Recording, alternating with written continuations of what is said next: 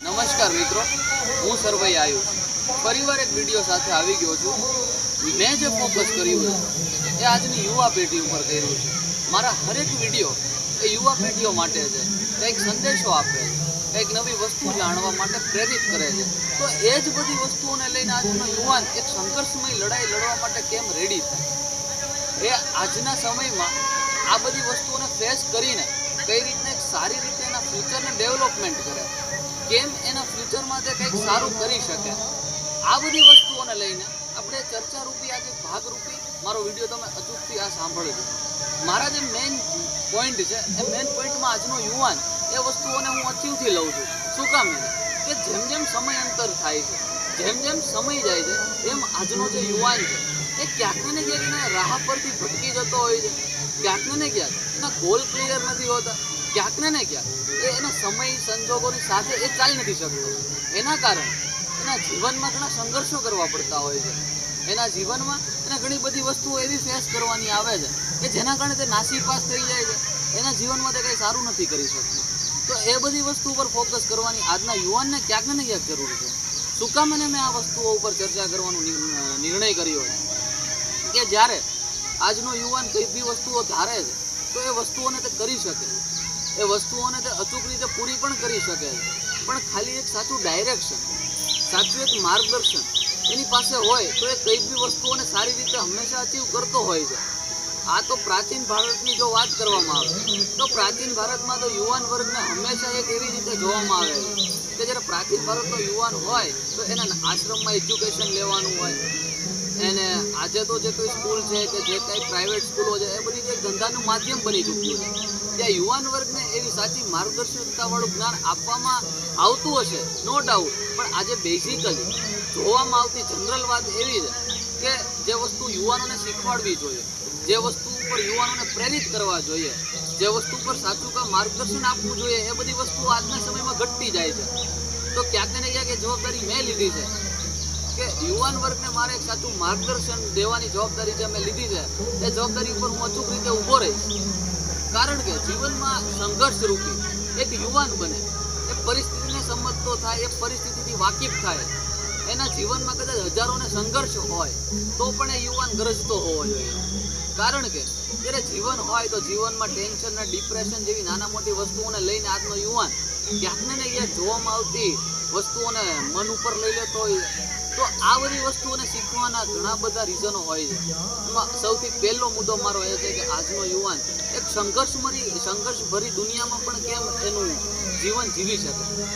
હવે આજના યુવાને નાની મોટી વસ્તુઓમાં સંઘર્ષ બહુ આવે છે, તો એ સંઘર્ષને સારી રીતે ફેસ કરીને એમાં પણ એ કંઈક સારું કરી શકે.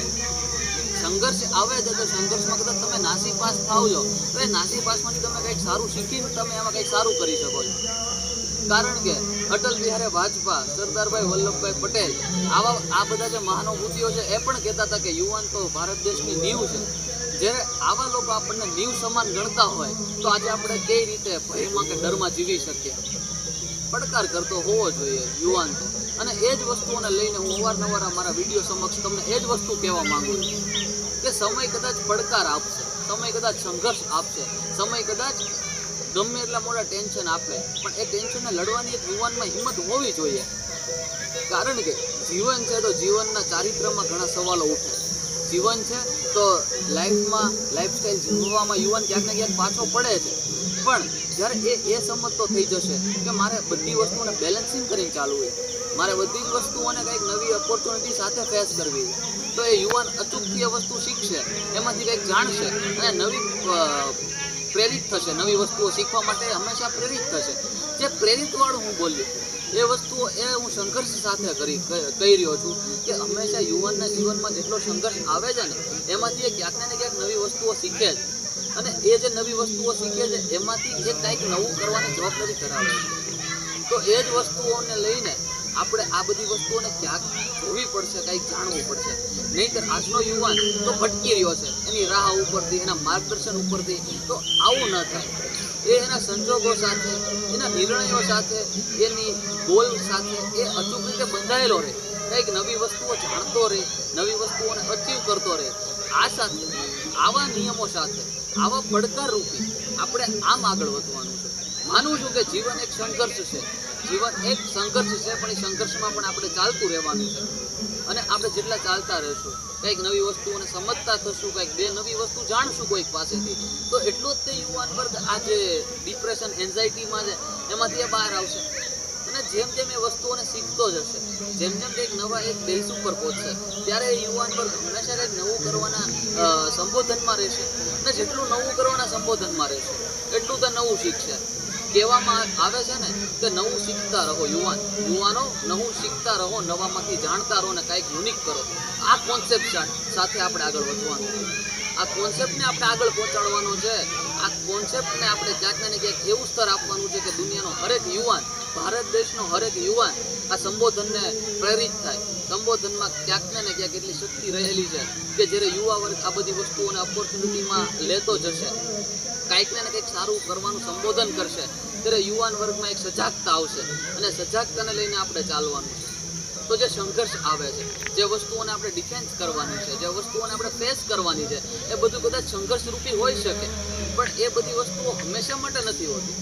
એ બધી વસ્તુઓને તમારે એ રીતે જોવાની છે કે આજે કદાચ મારે આ ટેન્શન છે, મારે આજે આ ડિપ્રેશન છે, કે મારે કોઈ બી વસ્તુઓને લઈને હું એ વસ્તુઓના સંઘર્ષરૂપી નથી બની શકતો, તો આપણે એ વસ્તુઓને એ રીતે જોવાની છે કે ક્યાંક ને ક્યાંક જીવન છે તો જીવનમાં સંઘર્ષ અચૂક આવશે, પણ એ સંઘર્ષમાં આપણે કેમ કરવાનું.